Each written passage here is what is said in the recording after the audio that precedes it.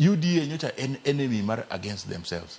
To ka nyocha piny omuoch, to waneno gima nyocha dhi timore chalo ka gima ne timore Sudan. Kech ng'eni Sudan, engineers gi doctors ema nochako riot. Ne en professionals ema nochako riot.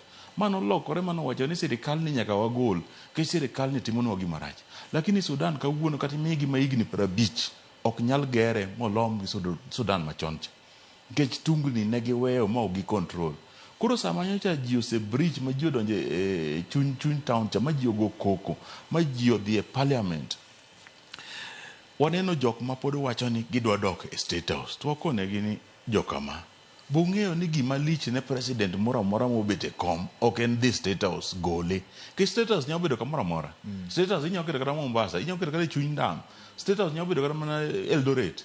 Onge ng'ama bodewo, inyalo bedo kata Moi nokodak State House, Moi nodak Kabarnet Gardens. Ok en gima inyalo dew kama president. Gima lich ne president mora mora en parliament.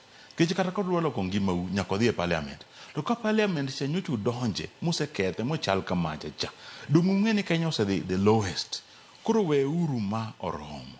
Mondo wamiye time, wanyise niya, imbe koro nyaka ilok kiti. Cabinet ne riembi.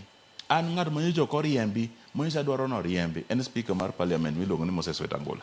Akia gimomiyo pod en speaker sani. Kech ka nyocha gimoro timore marach parliament, aparo ni gima deber ma speaker dotimo, nonego bed no withdraw. To wacho ne president ni gini piny liet ahinya.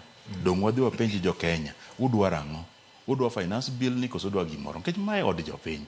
Ang'o ma od jopiny timo gimoro against their will. Ka giwacho through the media ni gima timore no ok ber, dak ilok pachgi. Winjo. Koro kae momiyo ne wachako encourage ji ni we uru kanyo. To ka nochopo kamarach to wanyiso jo UDA umbe koro nyaka upar kinyo. Nyocha uloro nwa sirikal. Koro sirikal ni nyaka koro wapoge kodu. Kech wan Nairobi ka watimo broad base. Koro